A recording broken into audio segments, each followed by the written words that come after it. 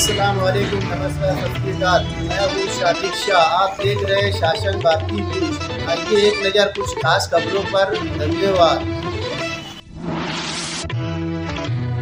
Meeting हो गई, किन किन मुद्दे पे मीटिंग हुई और क्या चीजें फाइनल हुई? सबसे महत्वपूर्ण मुद्दा ये था कि केंद्र शासन की तरफ से मालेगांव शहर में 200 बेड का कैंसर हॉस्पिटल मंजूर हुआ है। उसकी जगह का प्रश्न है। उसके बारे में 4-5 महीने से जगह का मसला चल रहा है। तो 3-4 जगह है, अभी तक फाइनल नहीं हुए, लेकिन शनिवार के दिन हम आने वाले हैं। तो वो जगह देख के जो भी अच्छी रहेगी वो उस हिसाब से आयुक्त साहब ने बोला हम प्रयत्न करेंगे। दूसरा विषय, केंद्र शासन की जो योजना मालेगांव नगर निगम में कॉर्पोरेशन में चल रही है, जो केंद्र शासन की तरफ से जो काम मंजूर हुए उसके बारे में आढावा लिया। उसमें स्वच्छ भारत अभियान और अमृत योजना 2 में जो भी काम चालू है उसमें पहले तो पानी पुरोठा के जो प्रश्न है वो काम उन्होंने किया है। वो 43% पूरा हुआ है और बाकी का चल रहा है। दूसरी भुयारी गटार योजना, वो भी काम चालू है। वो 45% हुआ है। लेकिन अभी अब तक जो भी काम हुआ है उसके बाजू के जो रोड्स है वो अभी बने नहीं है।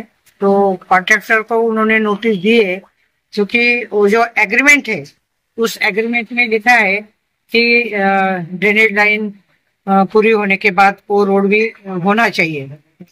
तीसरा जो काम है वो पानी पुरोठा की पानी की टाकी बांधने का काम वो चल रहा है।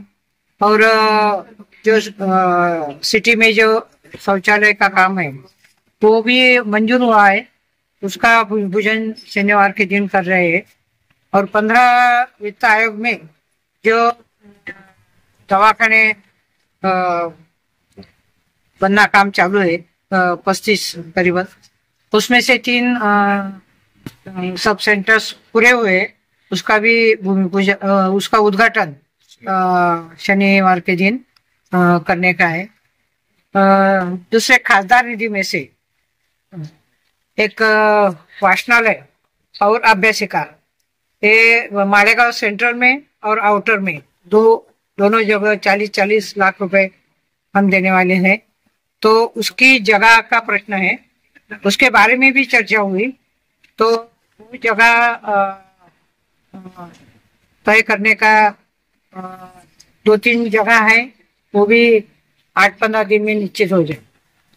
मैडम, अमृत योजना के तहत जो काम चल रहे हैं ये तो काम हो ही रहे, लोग खोद दे रहे हैं, पाइप डाल रहे, बाद में उसकी रिपेयरिंग नहीं हो रही। इस मामले पे क्या बताएंगे? नहीं, वही वो जो रिपेयरिंग का काम करना चाहिए था कॉन्ट्रैक्टर ने, तो उसके बारे में महानगर पालिका में जो कॉन्ट्रैक्टर है उसको नोटिस दिए।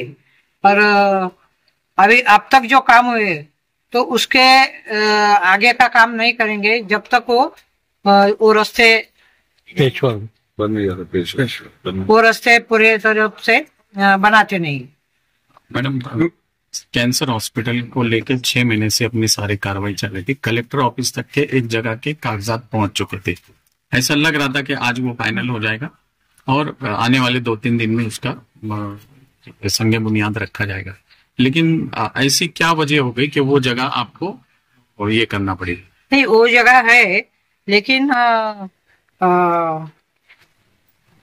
वो जगह जिसके नाम पे है उनका कुछ तो कोर्ट में से निर्णय हुआ है कि आज तक उसका जो पेमेंट देना चाहिए था तो पार्टली पेमेंट नगर पालिका ने दिया है, लेकिन जो बाकी का पेमेंट है तो इसका ब्याज बढ़ गया है।